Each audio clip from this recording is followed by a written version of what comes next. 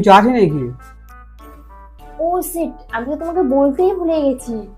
আজকে পাশের বাড়ি বাপনদা আছে না, ওনার ওয়াইফের জন্মদিন, আমাদেরকে ওখানেই আজকে যেতে হবে। হা হা হা, তুমি কি পাগল হয়ে গেছো? ওনার ওয়াইফের বার্থডে তো 25শে সেপ্টেম্বর। ও, ওর বোন এসেছে আজকে, তাহলে মনে হয় ওর বোনের বার্থডে আজকে। ওকে পায়েল, হ্যাঁ, আমি যতদূর জানি अबे ওর जल्दी बोल, বার্থডे कल सुबह पनवेल निकलना है। 5 জুলাই চলে গেছে। তুমি ঠিক করে মনে করো, আজকে কারোর না কারোর বার্থডে তো আছেই। আজকের আবার কার বার্থডে?